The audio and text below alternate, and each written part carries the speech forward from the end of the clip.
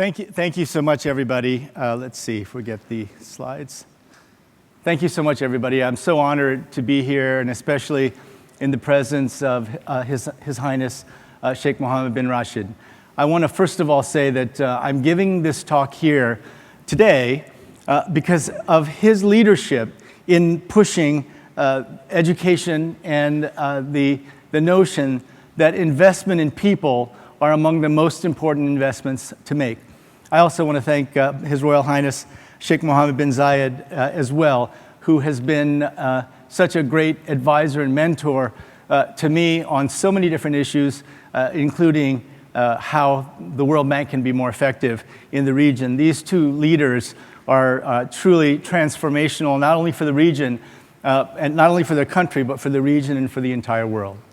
So let me start by saying, last year I quoted the 11th century philosopher Al-Ghazali, who cautioned that knowledge without action is wastefulness, and action without knowledge is foolishness.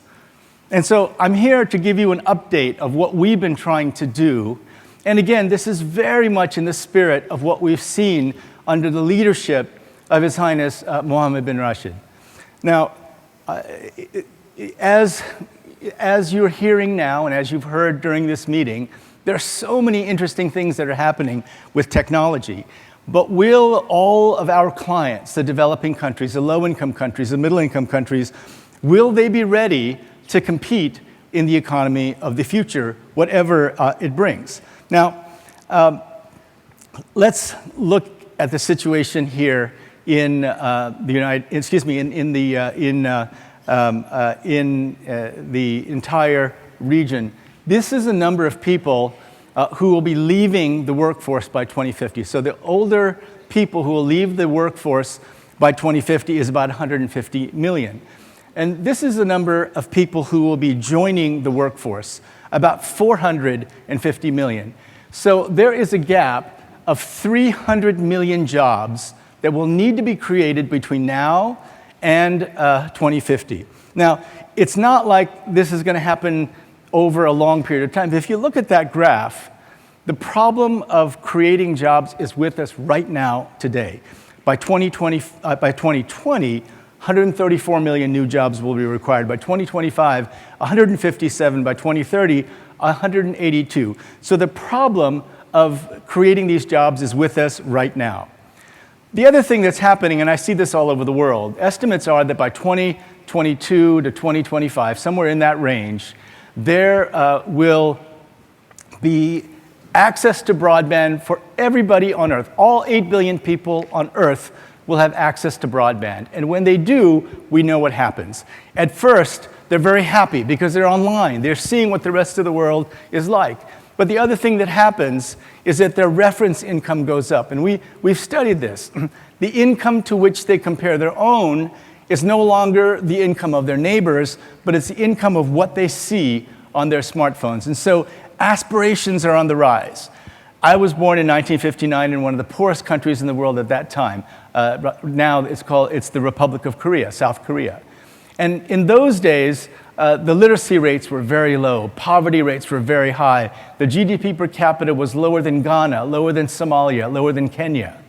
But of course, my parents instilled in me a sense of very high aspirations, and I'm very fortunate to be here today. But what's going to happen in countries all over the world as aspirations rise and as jobs go away? The jobs of the future will be very different. Now, here I am in Rwanda. Rwanda, they're trying to leapfrog. They're trying to see if they can take technology and make it work, even though they're a very poor country. And so here, I'm launching a drone that delivers blood. And that drone delivering blood made blood available to every clinic in Rwanda. But what was required was that they have 4G LTE access in every part of the country, because those drones are piloted purely with artificial intelligence. Now, they were able to do that, but they still also have many, many challenges because of the fact that the technology that allows them to use drones for delivering blood will also eliminate many of the so-called muscle-powered jobs. Now, all the jobs of the future will change, and we're not quite sure how. Different economists say different things. McKinsey suggests that 50% of all jobs that exist today will be eliminated by automation. Another study suggests that 65% of all primary school students will be doing jobs that don't yet exist today. And so training has to be different, education has to be different, and what we expect, how we train our young people has to change. Rob Nail, the CEO of a group called Singularity University, starts his talks usually by saying, "Today is the slowest day of innovation you will ever experience again in your life." So today, innovation is moving ahead, but every day it's getting faster. Now, in trying to prepare our clients for the jobs of the future, there are some things that are extremely worrisome. This is a map of children who are stunted. And the definition of stunting is very straightforward. It's children who are 2 standard deviations shorter than what they should be up to the age of 5. But in the first 2 years, and WHO has done an exhaustive study, in the first 2 years, all children should be able to grow 25 centimeters in the first year and 12 centimeters in the second, as long as they have nutrition and stimulation, all the things that children need. Now, adult height is determined by genetics, but in those first 2 years, all children, if they're well nourished, should grow to that level. The countries in the dark are the ones that have relatively low levels of stunting. But the countries in the orange have greater than 30% childhood stunting. So about more than a third of the children in these countries have been malnourished. And we know now what the implications are. In the Middle East and North Africa, the overall percentage of stunting is 18%. Now that's lower than other parts of the world, but 18% of children, because this happens, their brains just don't develop. They don't develop as many neuronal connections if they're stunted. And so what we know about stunted children is they don't learn as well in school, and they don't earn as much later. This is a picture from Charles Nelson, a researcher at Harvard University. And the gold represents fiber tracts, literally the connections between neurons that make up our brains, that make up literally our human capital. And so the children who are stunted simply have fewer neuronal connections with which to learn. This is a huge problem, 55 million children in the world. And if you look at the high percentages in some African countries, over 30% in Indonesia, in India, in Pakistan, the question you have to ask is, what will they do if they can't learn as well, if they can't earn as well, and if the muscle-powered jobs are going away, what will they do? My great fear, of course, is that high aspirations, but frustrated because of many times reasons that are completely beyond their own control, will lead to a lot of anger, a lot of frustration, will lead to, we fear, fragility, conflict, violence, and maybe even extremism. So we've got to tackle childhood stunting as if it's a medical emergency. We've got to get on top of it, and there are some good examples I'll talk to you about later. But if we're able to prevent them from being stunted, we also then have the problem of education. So we just did a World Development Report on education. 250 million children around the world cannot read or write, and 264 million children around the world are not in school. Now, the thing that we worry most about is that the educational outcomes are so different from one school to another.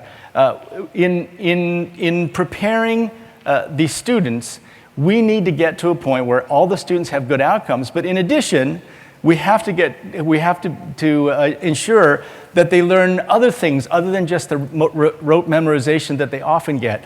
They need numerical, problem-solving, critical thinking skills, soft skills such as perseverance, collaboration, and empathy. Some of the things that Ariana Huffington was talking about, we know that we can teach some of these skills, and they'll need them in order to perform in the economy of the future. Now, one of the things that we did for the first time this year at the World Bank Group was we looked at how the wealth of nations has been changing over time. And for the first time in our history, we included human capital in our measurements of overall wealth. And as you can see, the dark green is human capital. You can see that overall, of all the capital existing in the world, human capital, this is the ability of human beings to earn, but that's based on, of course, health and education, is about 65% of all the capital in the world.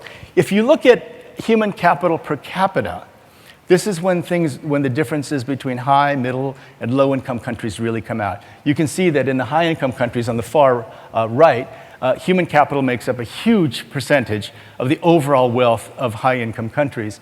But then when you drop down to middle-income countries and low-income countries, the thing to think about is this is how much low and middle-income countries have to catch up in building their human capital.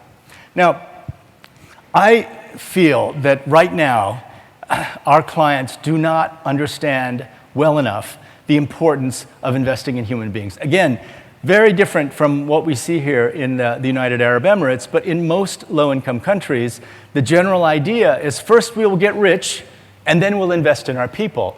And there's a lot of evidence to suggest that the countries that have done best are the ones that have invested in their people early, especially countries in East Asia.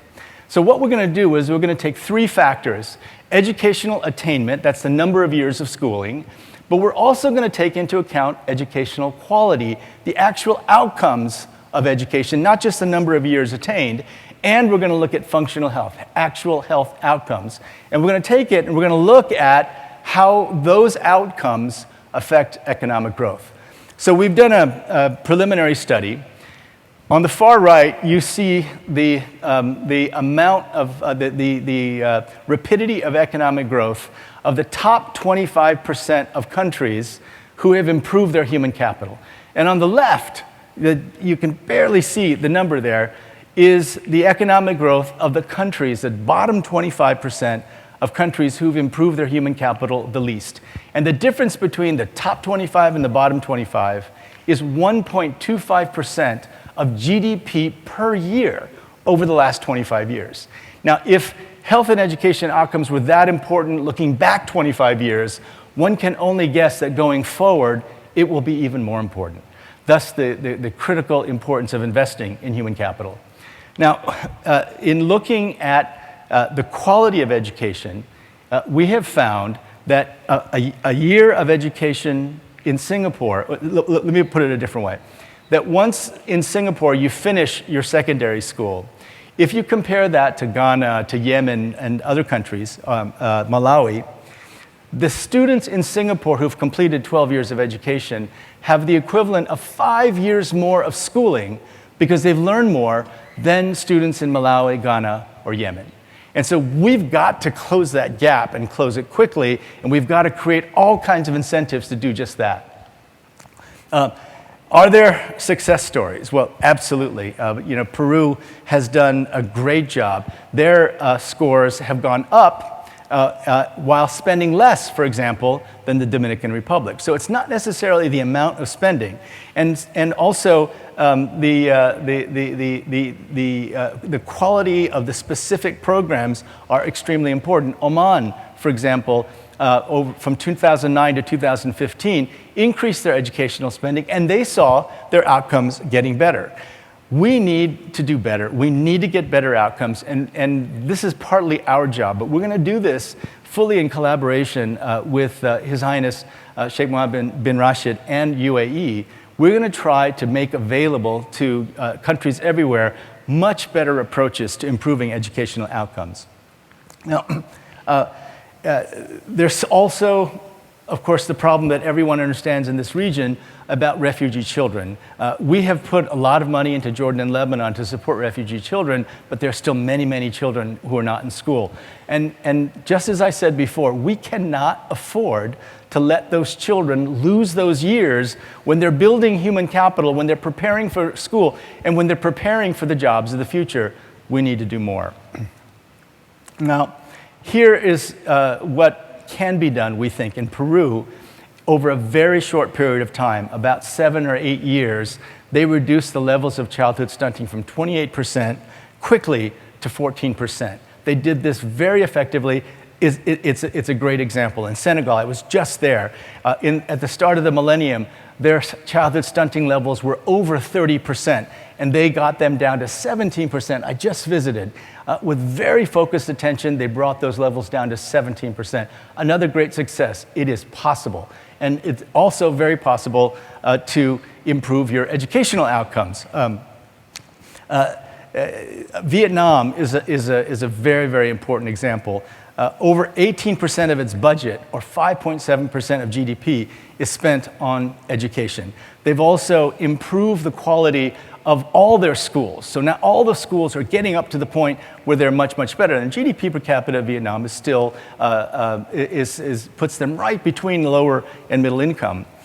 But on the PISA test, the Program for International Student Assessment that's run by OECD, the gold standard of achievement tests for 15-year-olds, Vietnam scored the same as Germany in 2012, right? And they did not score that high in previous tests.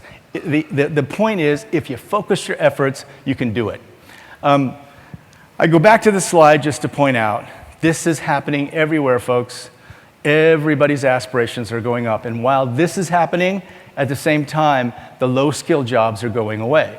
And so I leave you with a quote from Martin Luther King.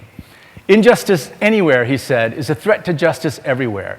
We're caught in an inescapable network of mutuality, tied in a single garment of destiny. Whatever affects one directly affects all indirectly. This has never been more true." Again, I want to thank Sheikh Mohammed bin Rashid for hosting this meeting, for agreeing to work with us on what I think is going to determine the ability of countries to compete. And that is investing in people, in their health, in their education, in their social protection, so that the outcomes actually get better, and everyone in the world has a chance to compete and to reach any position in the world that they want, just like I was able to, coming from one of the poorest countries in the world. Thank you very much.